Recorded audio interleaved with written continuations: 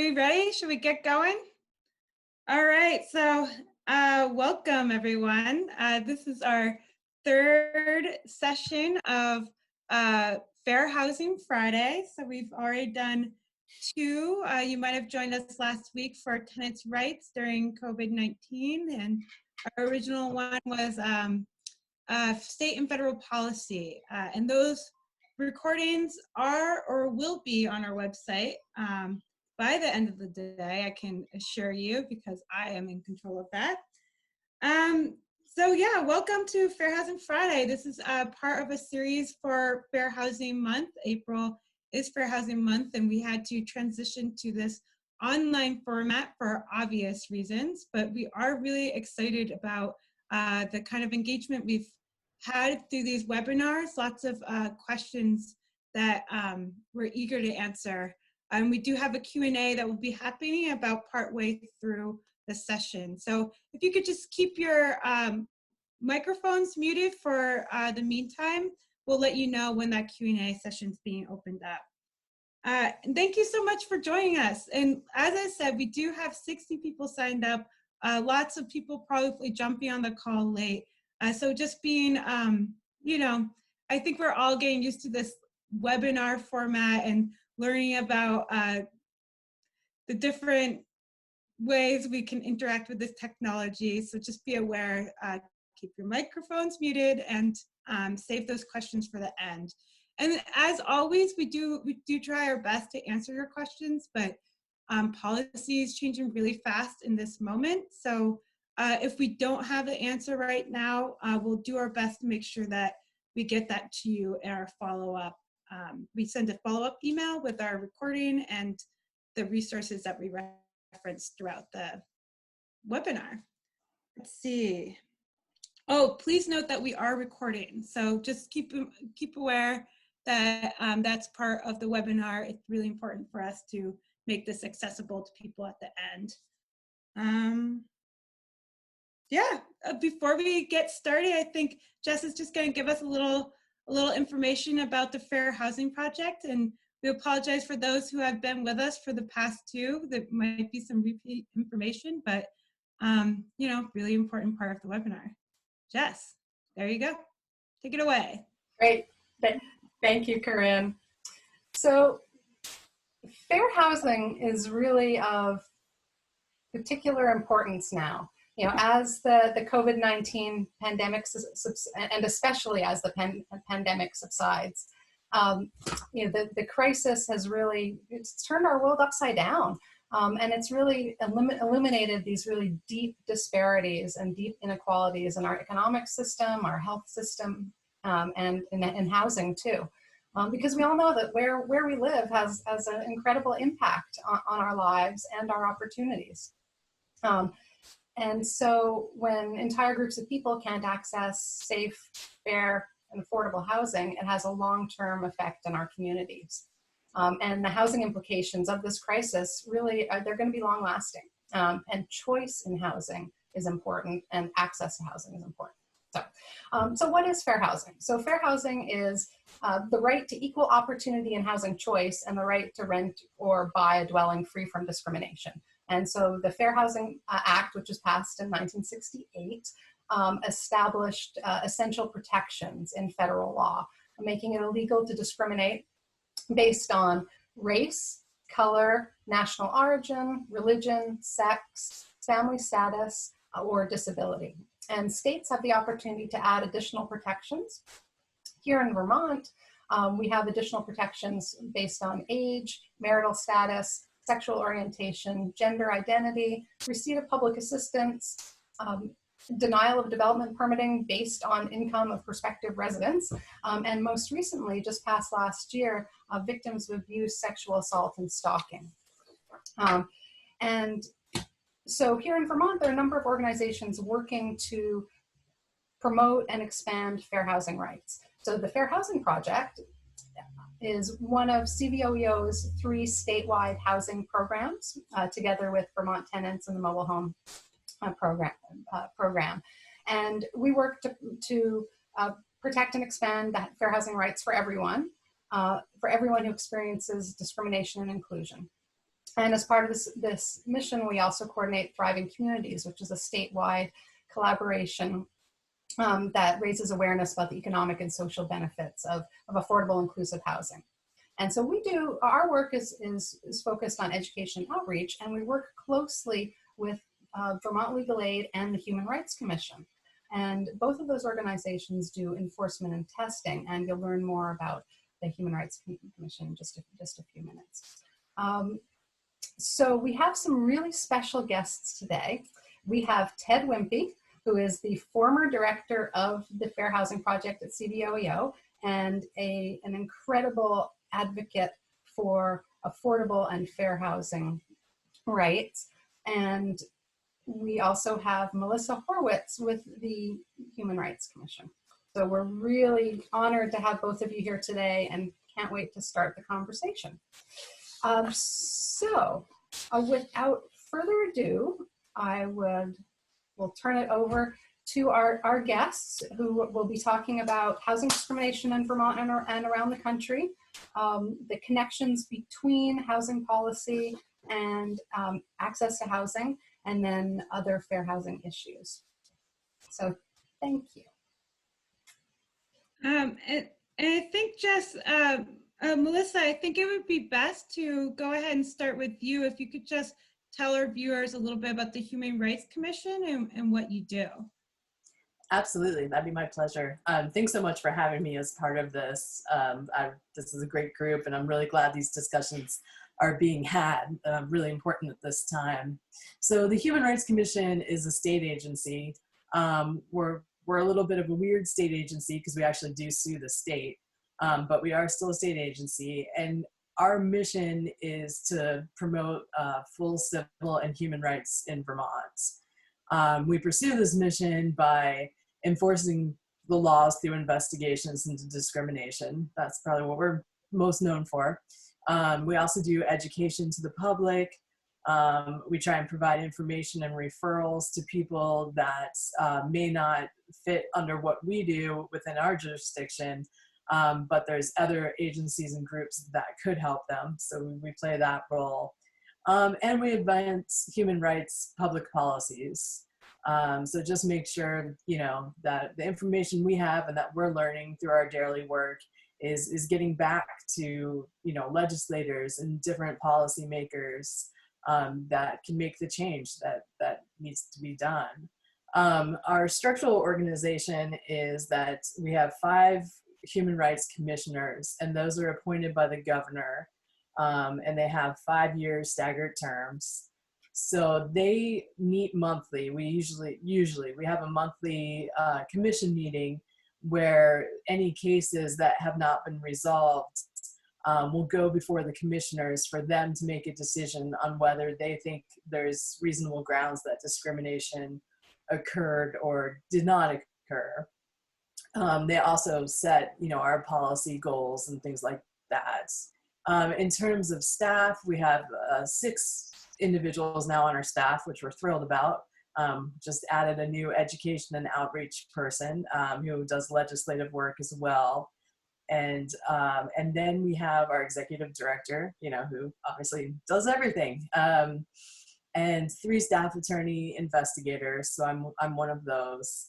An executive staff assistant, case manager, and then our education and outreach coordinator. So what the commission can do, we hope to protect people from unlawful discrimination in the areas of housing, state government, employment, and public accommodations.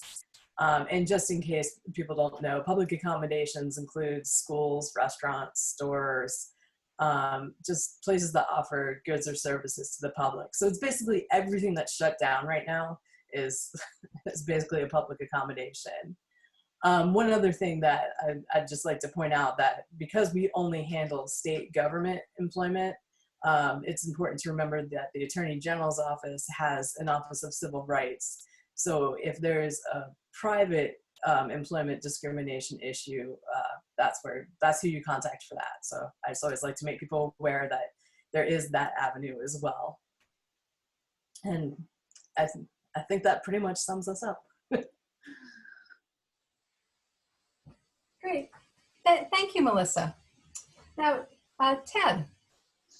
So, Ted, you've been doing this work here in Vermont for decades.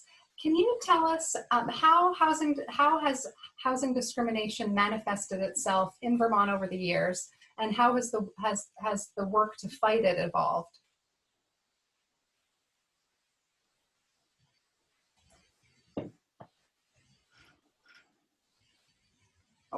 Oh, whoops! I have to. You're still muted. Mute. Okay, sorry.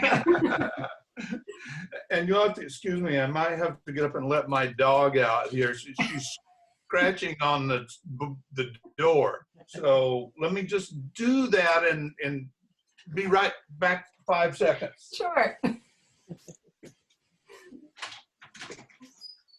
The joys of all of us working at home. Yeah. Although I like it when we actually get to see the dogs. Yeah, exactly. Okay. Yeah, well, it's fine until she starts scratching to get back in. So, yeah, well, you know, Vermont is unlike quite a few states, especially, you know, some of the bigger ones with the very large municipal entities, big cities. There's such a small percentage of minorities, people of color in this state, which is beginning to change, but especially in the early days of Vermont's fair housing law, even though all the federal categories were also included in the state, which includes race and color and national origin, etc. There wasn't that much opportunity for housing discrimination against people of color in Vermont because they just weren't here.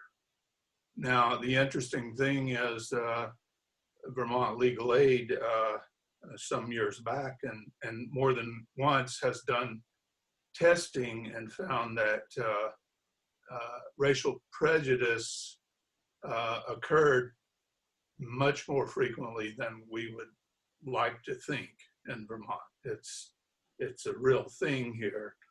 It's just that, you know, especially in much of the states, still there aren't that many people of color to discriminate against. If people of color feel uncomfortable about moving to a certain area, then it might help perpetuate the kind of segregation that we have actually. But the kind of things that have occurred, you know, much more frequently in the state is discrimination against people with disabilities. Fortunately, you know, protection included for those people in state as well as federal law. And Vermont includes protection for, well, let me just say, people with children in their family under the age of 18. That's a protected class, and there's quite a bit of discrimination in that area in the state. And so that always kind of rises to the top of the percentages of cases that come to those of us who have done or are doing work with fair housing. The issues that I worked on a lot, and I think that a lot of people are still working on a lot, have to do less with individual cases of discrimination against persons or households, which is very important to have Human Rights Commission and Vermont Legal Aid working on that, because that's a key part of enforcement of the law. But another thing that happens is the systemic issues that tend to create discriminatory systems in the state. So that, you know, prime example is the kind of zoning and development laws. Even though there is now protection against blocking development that's intended for lower income people, which is a good thing. You know, some of us worked really hard in helping get that passed. But still, there are a lot of ways that prejudice and discrimination can enter into laws. Are in some cases a lot of zoning laws that haven't changed in eons. And so essentially those kind of zoning laws have included provisions that make it harder for people of lower income to find affordable housing in towns in the state. And we also know that, as is true throughout the nation, people in various protected classes tend to be more highly represented in the lower income brackets of our socioeconomic system. So just to exclude people of moderate to low income in some areas is effectively to discriminate against people based on categories of fair housing law, including race, color, disability, national origin, etc. So that's a little bit of a wind up there. I don't know, you know, I keep waiting on, maybe there'll be some questions I can follow up on from that. Yeah. Oh, sorry. Thanks, Ted. And Jess, I was gonna just ask Melissa to talk about what fair housing complaint looks like, but if you had a more pressing question. Okay. Melissa, can you tell us, I'm just gonna say the same thing. Can you tell us what a typical fair housing complaint looks like? I mean, it's tough. They're all pretty unique. And, you know, sometimes they have kind of amazing facts that you never really would have, you know, written yourself. But I would say the most common cases we get are disability, especially when it comes to reasonable accommodations or modifications. And the winner there, absolutely, hands down, is emotional support animals. That's what we see the most of. There's a lot of confusion on both sides, tenants and landlords, about emotional support animals and if they have to be accepted, whether people have to pay a pet deposit. I mean, you know, all these things. So we are constantly seeing those cases. And I would say that the other most popular case, as Ted was discussing before, is people with children, having minor children. That's something that, you know, people are actually pretty comfortable just saying straight out, I don't rent to children. So people really, landlords, many of them seem to really lack that knowledge that that's not a choice you get to make. So those are the most popular that we see. But I mean, I've had a race case recently, discrimination on religion recently. So we have others pop up.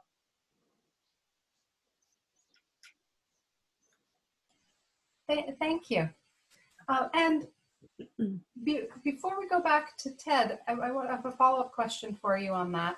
Sure. So what happens when someone files a fair housing complaint? Can you explain to our audience the steps? Oh, definitely. So usually what happens is that someone will call, and John McKelvey is our case manager. And so he handles the call and kind of does this initial intake to see if the elements are there for a fair housing complaint. So we kind of have to check that first. And many times, and then we're super appreciative of, you know, the work of the CVOEO, because they will help refer clients to us in legal aid, and oftentimes they'll help individuals fill out our intake form, which is, you know, tremendously helpful, because it's hard. It's hard to know what you're supposed to put on that form, what, you know, if you don't know what discrimination necessarily is. So I feel like there's a good partnership out there with that. But if there isn't someone, you know, helping, the person who calls and John thinks that there is, you know, we do have jurisdiction, he will draft a complaint going back and forth with that individual until there's something that they're comfortable with and are willing to sign off on. Once they do that, it is sent out to the respondents to file a response with us. So they basically go through and just respond to the allegations, and, you know, we'll provide evidence if they to show that that's not how it happens and things like that. Those really vary. We really appreciate when they're really thorough responses, but sometimes they're just straight denials. And then the first thing that we usually do once all that is in progress, we have a complainant, we have a respondent, they're all aware, is that we try and see if we can settle the case.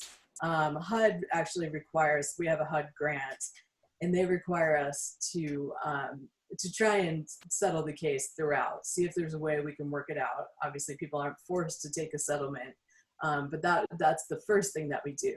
If that doesn't work, we start our investigation, and so we'll ask both parties, either specifically or generally, what documents or evidence do you have to support your position?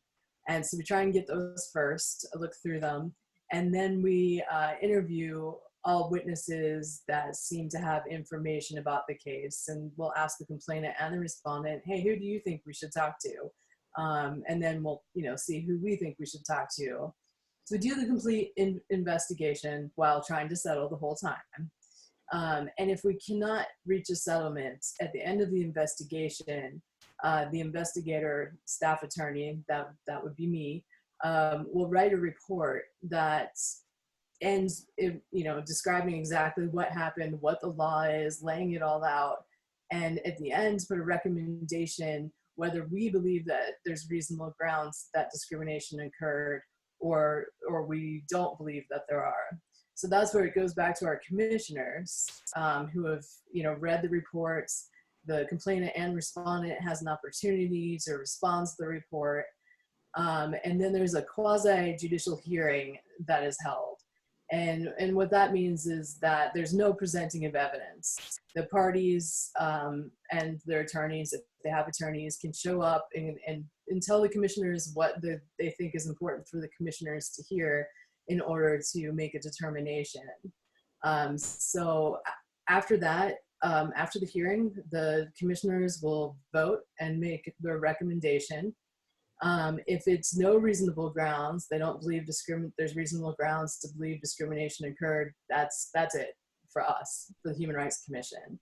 If they do find that they believe there's reasonable grounds, then it goes to our executive director, Board Yang, and she has 6 months to try and conciliate the case or mediate the case to see if she can resolve it. If she cannot, for housing cases in particular, most of the time, then the Human Rights Commission will file a complaint in court, and it will go through the judicial process. If for some reason we aren't going to be the ones to litigate it, the complainant would still have the option to go to court themselves and continue. And actually they have that option throughout. So people aren't required to go through this, or if they're in an investigation and decide they just want to go immediately to court, they always have that option as well. And I think that's where we reach the end of our story. Thank you. It's, I mean, very in-depth process. It just occurs to me how important it is for Vermont Legal Aid and the Fair Housing Project and the Human Rights Commission to work together for that reason. Absolutely. I mean, it's so helpful to have additional people to tell us what the facts are, because sometimes it's difficult with complainants. I mean, they're often not in a great space if they're about to lose their housing, or you know, and so any help working together that we can do to, you know, get their complaint on paper and out there is fantastic. So yeah, we appreciate all our allies out there.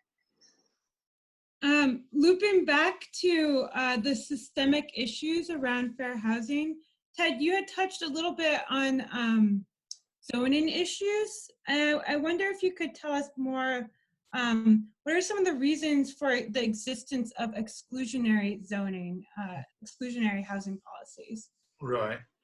Well, there's a number of factors involved, but a number of them can be summarized as a kind of not in my backyard kind of thinking on the part of people who are influencing or making policies.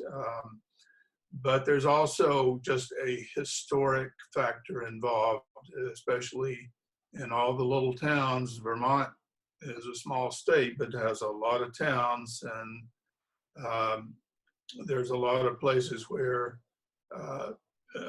even though traditionally the town might have been compact with a lot of people from a lot of different socioeconomic classes living downtown, over the years, it became more of a sort of middle class occupying housing and single family housing around the downtown, and people who are lower income and maybe working in the town, perhaps as clerks or, you know, people working in service industry, having to commute in. But that has to do with the prejudice against multifamily housing, the idea that single family housing is the ideal, and that home owner occupied housing is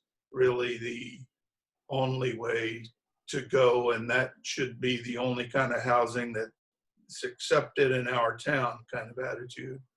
And if all the housing that's available is single family and often standalone single family housing,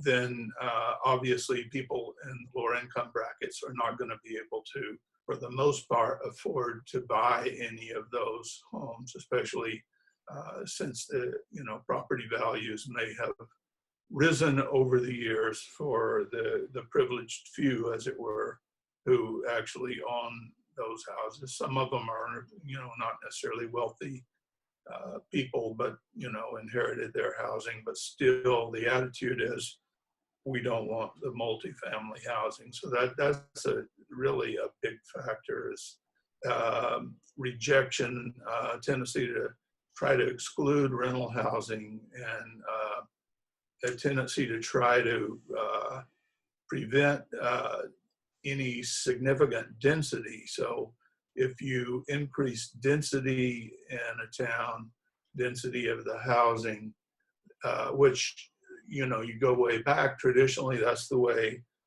in the 19th century, for instance, that a lot of towns were built, you know, with dense centers, and then you go out from there and you just run into farms scattered far and wide. But now, as I said, just to reiterate a little bit, you have people of lower incomes that are having to commute often long distances to get into towns, or in some cases cities like Burlington, South Burlington, Chittenden County area. You have a lot of people living out in the hinterland and driving a lot of miles, expending gas and car maintenance and insurance and all that stuff that people who actually are able to live in town don't have to expend. So those are some of the factors, and there I'm sure others that are right now skipping my mind, but they'll come.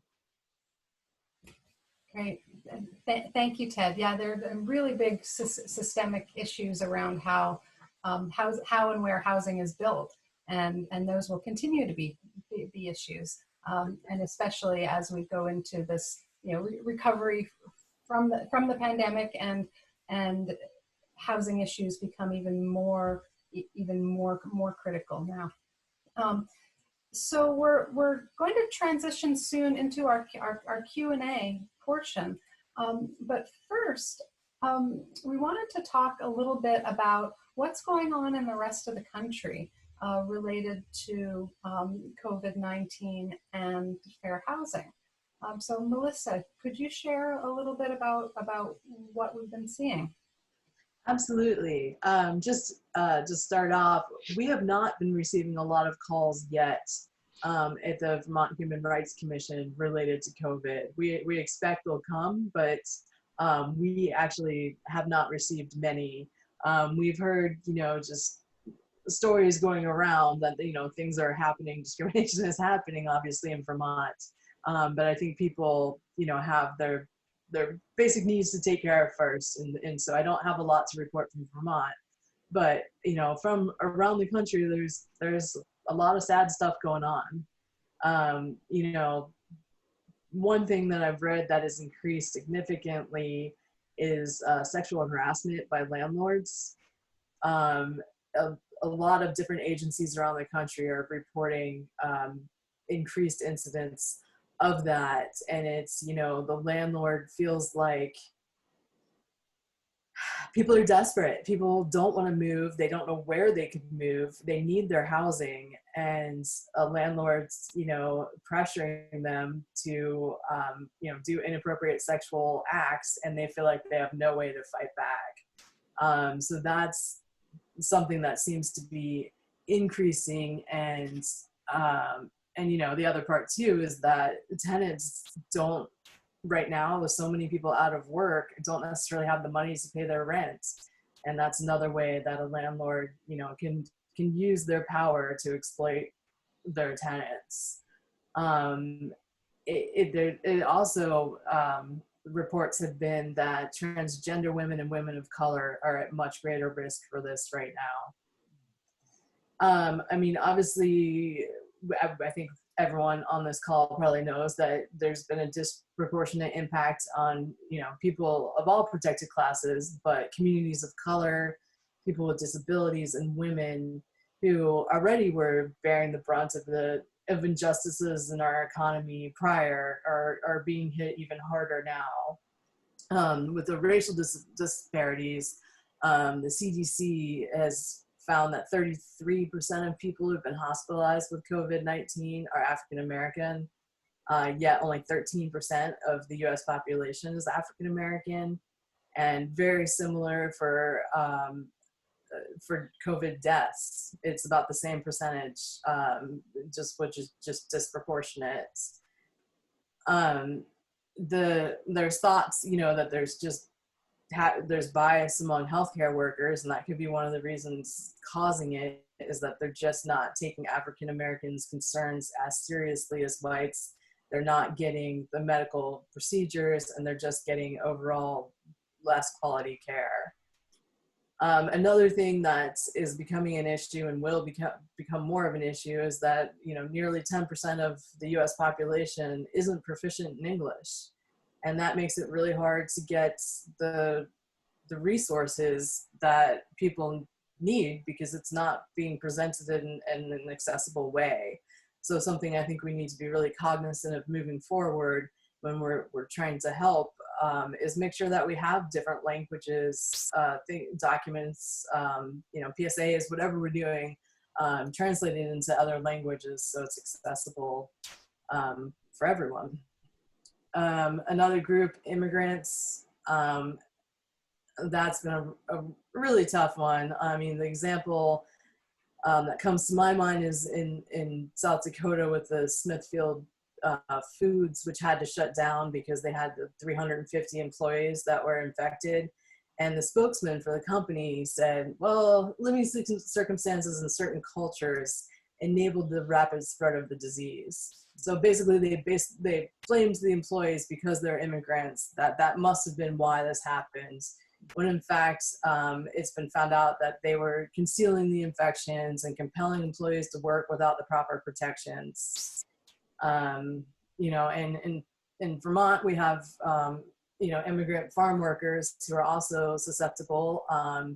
They're living, you know, they often live where they farm, and those are really tight conditions. So that also makes it easier for the coronavirus to spread.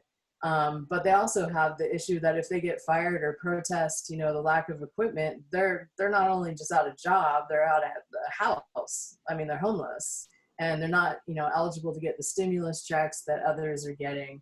So it's a really scary situation too. And you know, it puts everyone's food supply at risk. I mean, we really need farmers right now. And just, you know, the stigma against Asian Americans we've seen, and we know that there's been politicians throwing out the term Chinese virus because, you know, the beginnings, the first, you know, serious outbreak was in China. But it's been scary across the country. I mean, Asian Americans have reported being spit on, you know, they're called racial slurs. They've been physically assaulted. And so that's something that we, you know, need to keep an eye on, because there's going to be a lot of stigma coming out around this disease, whether people had it or, you know, people think that they had it, but particularly for these protected groups where there might be already some discrimination, and they're just going to loop it in and say, oh, well, you know, you're Asian American, well, you must be carrying the disease. So that's something that the country is going to have to take seriously around fair housing and discrimination in general, I think, after this is over. Great, thank you very much. So now let's open it up to our participants. If anyone has a question, please use the raise hand feature, which is down at the bottom of your screen. And you can raise your hand, and then we'll call on you, and you can unmute yourself and you can ask your question. You're also welcome to put a question in the chat box, and we can read it from there. So does anyone out there have questions?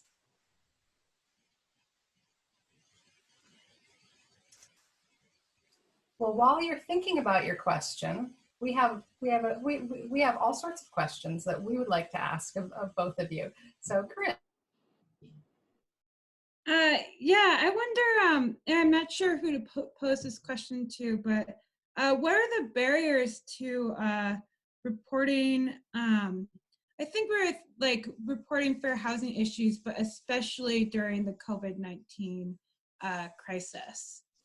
I guess this is more of a Melissa question, but Ted, if you have thoughts, feel free to glom on as well. Well, I might be able to glom, but I would definitely like Melissa to start answering it. Will do. Yeah, I think the barriers are just finding the information. I mean, there's so much information out there, but I think it's just become overwhelming. And so we're just trying to find ways to let people know that we're here and that we can, you know, we're still accepting claims, we're still investigating claims. But I think, you know, a barrier just is if you're losing your housing or you don't have enough food to eat. I mean, there's just so many immediate needs that people need to take care of to be safe. And then I think after, you know, if and when there's some stability, I imagine that we're going to have more calls. But to me, that's what the barriers, I believe the barriers to be. Ted, any? I don't need to glom any on that. And what about protections for people who test positive for coronavirus? What are the protections under fair housing law, and would it be covered under disability, and are there reasonable accommodations possible for folks who may be immune compromised? Well, once again, I think this is a better question for Melissa. I don't mean to be I feel like I'm hogging. throwing everything at her, but no, I just don't want to hog. But Yeah, it's really unclear. I've seen a lot of arguments that it is covered as a disability. And I think there's arguments both ways depending on the circumstances. Because usually with a disability, short-term illness, like, you know, the regular seasonal flu would not be considered as disability. So for this, we're kind of looking as like, what long-term effects does it have? And if it has long-term effects, then it could be a disability. Or, you know, if it's impairing a major life activity, there's an argument there that it would be a disability. And I think that, you know, landlords are required to make sure that they're attempting to provide the reasonable accommodations and modifications that people need. People should be asking for it, even if it's, you know, just COVID-19 related. And it's the same interactive process to see if a landlord can actually do these things. I mean, because some of the, you know, if you have people that are exceptionally vulnerable to getting this disease, they may feel more comfortable in living in another unit by themselves. And it's the question of, well, can a landlord really do that? Are they required to do that without, you know, collecting any rent? And the question is probably no, they wouldn't be required to do that. But maybe they could do it, you know, and do things, work things out just so everyone feels safe. The other, you know, part of that is that, you know, landlords don't have to rent to people that are considered a direct threat. And so that's where like the balancing really takes place. Because, you know, at this point, people could consider COVID-19 to be a direct threat if you have a multifamily, you know, housing structure. And so it's just finding that line. But you know, there has been a lot of information put out for landlords that what they could do to keep other tenants safe, even if they have someone who has tested positive. You know, people with COVID-19 don't necessarily need to use the common rooms, but, you know, if they're just in their house, in their own apartment, and everyone's practicing good hygiene and social distancing, then that should work out. So it'll be interesting. There'll be a lot of litigation over this, I think, in the future. There's actually an interesting situation I think really touches more on landlord-tenant law than it does fair housing law, but just by way of explaining the kind of, or creating an example of some of the things that can come up with the COVID-19 now. Somebody was talking to me about in their it's senior housing. It's not assisted living or anything. It's just, you know, senior housing where she lives. And she said that they were having, the landlord was having exterminators coming in because of bed bug problem. But these exterminators are going, you know, in from apartment to apartment. They had no protective gear themselves, no masks, what you think they would use anyway, just spraying that stuff around. But and she was, you know, I said, well, you know, well, I gave her all the usual references, but I said, from my experience, call the health officer. And she said, well, I did, but I'm afraid to, you know, really prompt to really get him to do anything because of possible retaliation. And, you know, so there will be unusual things coming up like that now that, you know, weren't really considerations so much before. Thanks, Ted, for adding that. And I know that we've gotten questions similar to that too when it comes to, you know, like typical maintenance issues without taking the precautions that fall into the stay-at-home order during this time. I was also thinking, and again, this might be another Melissa question, but for folks that are immune compromised, I know that last week with Vermont tenants and Vermont Legal Aid, we talked a little bit about accommodations folks can ask for their landlords if they're immune compromised. And Melissa, I didn't know if you could add to that at all.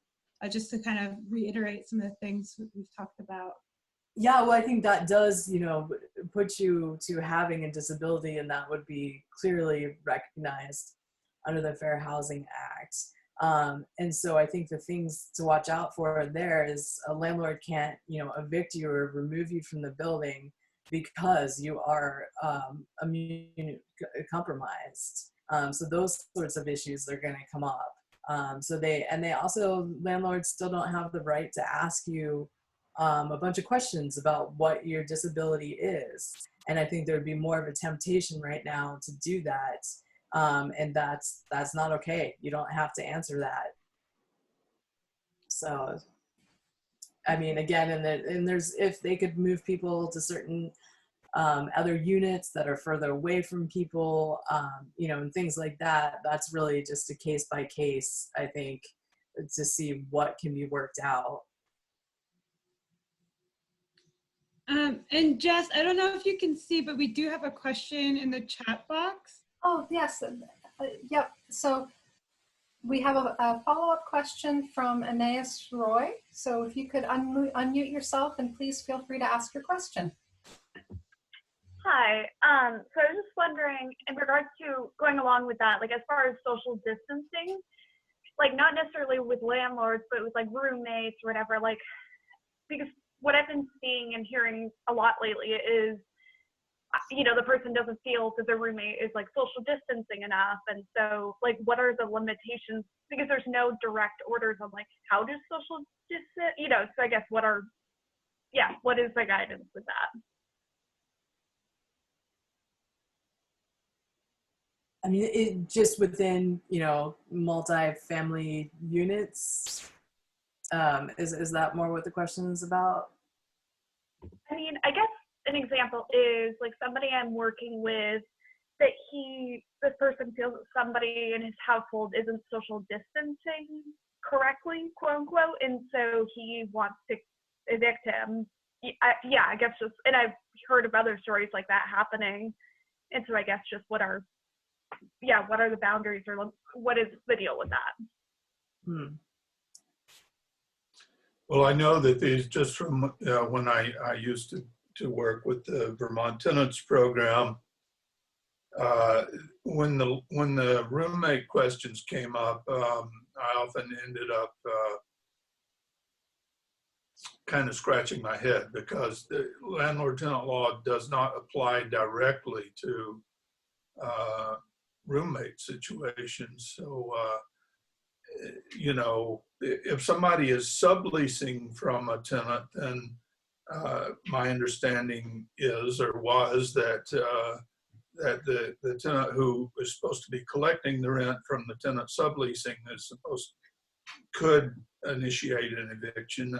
I don't know how often that would happen, or what the outcome would be, but just in terms of regular landlord, in terms of regular roommate interactions, I really wouldn't know what to say about that particular question. I wonder, I think that Jess or Melissa, feel free to add to this, but I think we started to kind of talk about this last week in our conversation with Vermont tenants, like what happens if someone in the building isn't social distancing, or they make you uncomfortable.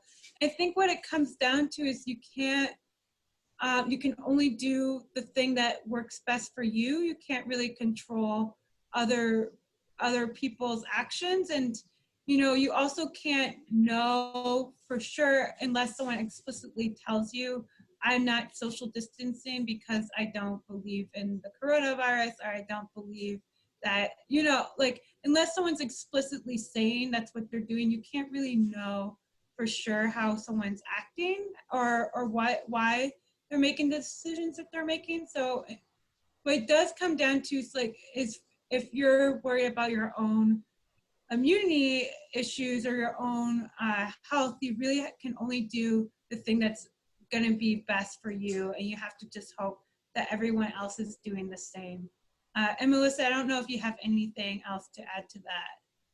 No, that's really good. I mean, it's difficult, but I mean, I think like both of you are saying, I don't know that a landlord can step in and do anything about that. So yeah, it's frustrating. And we want people to be housed in this moment. We want people to have a safe place to return to. And I think it's more, it's safer for everyone to have that than to have a different issue where people are, in the process of being evicted and afraid for their housing. We really don't want people to be experiencing that right now. That's definitely true. Yeah. Most definitely. Do we have any other questions from the audience? I don't see any, but if you do have a question, please put a note in the chat or raise your hand. I have a question for both of you, Melissa and Ted. So what do you think the long-term implications of COVID-19 will be for housing discrimination? What do you think we'll be seeing more of later on?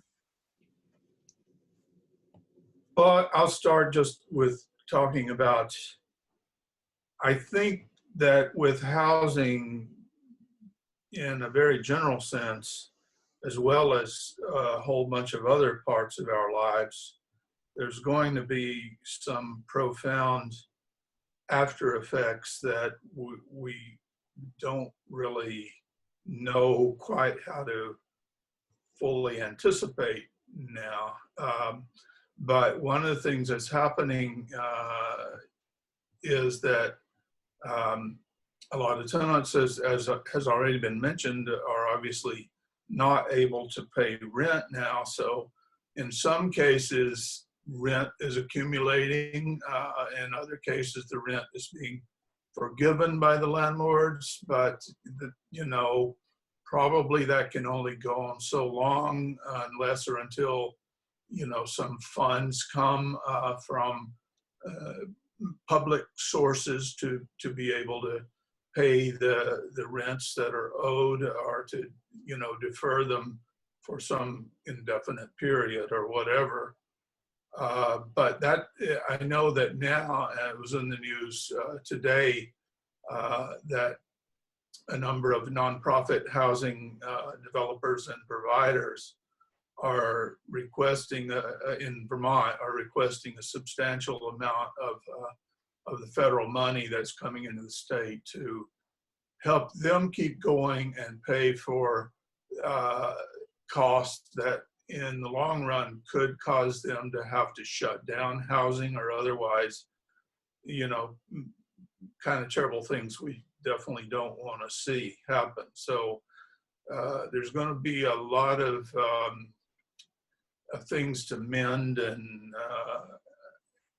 ideally we would also find a way to use this terrible situation as a way to, in the future, make more housing available, affordable housing available to people who have been homeless or came into this homeless, or are housed in a very substandard way, etc.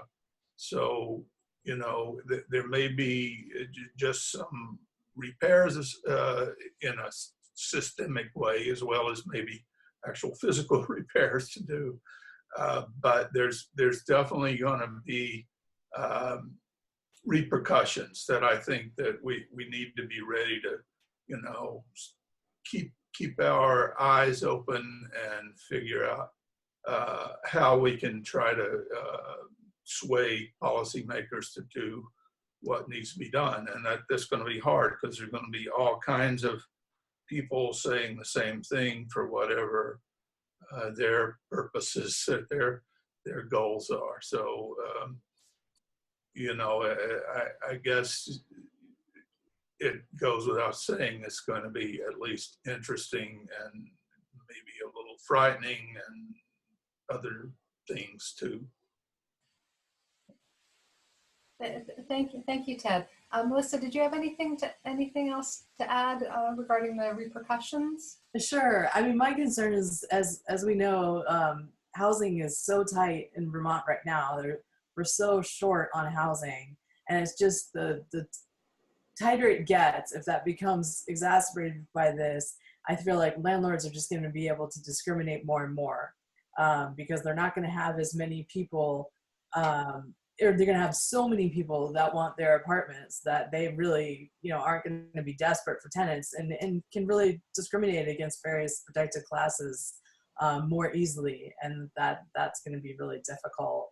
One policy thing I think that will have to be looked at is just the credit ratings. I don't know how that's going to be handled in the future, because right now a lot of people are not going to have great credit because they lost their jobs, they can't pay their rent, they can't pay their bills, and that also could make it really difficult to rent an apartment in the future. And so I think that's something that needs to be on everyone's mind, just that Congress or the state legislatures going to have to hopefully step in and make a special kind of asterisk for this time period if your credit isn't as good as it normally would be. So those are my thoughts right now. Thank you.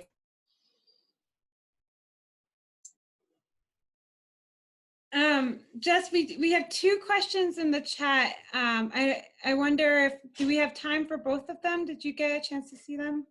Oh, yes. I'll go ahead and read the first one. So from Kira, she asks, or they ask, do you have any suggestions for how a landlord would work with tenants who are complaining about another tenant who's not honoring suggested government self-isolating, i.e. having lots of guests, no face coverings, no 6 feet distancing? That kind of adds to the question that was asked earlier. And either of you can respond to that. I mean, I think education is the key, and that's really what landlords can do is post information on what should be done, provide disinfecting wipes for mutual areas, maybe even provide masks. But outside of that, I'm not sure. Yeah, it's another tough question. I think that, I'm just thinking off the top of my head as we go along now, but landlords should take particular care to keep common areas clean and sanitary, and probably would be wise to post things around about what people should be doing with regard to stopping the spread of the virus in the housing that they're sharing. Yeah, most definitely. So we have our last question from Shannon, who asks, is there anything preventing late fees or anything that can be done to change that? If not, are there any potential protections for tenants going forward who may end up owing rent they still can't afford to pay? So I'll just take a stab at this one, and we are a little bit over time, so thank you everyone for hanging with us. It has a little wrap up at the end, but I want to make sure that we get some information to Shannon. So there is a bill in the legislature now that would provide some assistance towards to help with housing costs. I'm not sure where that's at right now, but we will, when we send the follow-up information, we'll send you some information about that.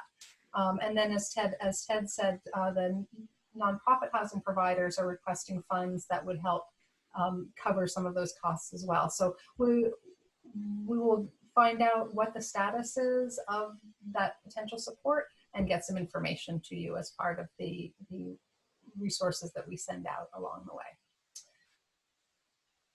Okay. Yeah, so I think this is coming to the conclusion of our webinar today. We did go a little bit over time, so I apologize for that. But great questions. We really liked engaging the Q&A at the end. I think that's one of the strongest moments of these series, and we do hope to be having more in the future, so definitely make sure you stay tuned. I want to say thank you to Ted, Fair Housing Advocate, former director of Fair Housing Project, and Melissa from the Human Rights Commission. Thank you for joining us today. Thanks for having us. Yes. Yeah. In terms of follow-up information, everyone should by now be familiar with our website, because that's how most people registered. If you didn't register through our website, please shoot us an email at fhp@cboeo.org. That way we can make sure that we can get you the resources from this webinar. We've definitely referenced a few different websites that we want to make sure that you have access to. And then we also, you know, this is our last in our 3-part series. As I said, we do hope to be doing more in the future, but other activities that happen for Fair Housing Month is that we do have, as part of our website, a gallery of artists that includes Ted, incidentally, among other really lovely art pieces. So definitely check that out, fairhousingmonthbt.org. Oh, and CBOEO, the Fair Housing Project is on the CBOEO webpage. So that's cboeo.org/FHP. Lots of information there about fair housing policy. As always, we encourage you, if you have issues with your tenancy, if you have questions about your lease, please give Vermont Tenants a call on our hotline. We'll be putting that in the chat as well. And, hotline number 802-864-0099.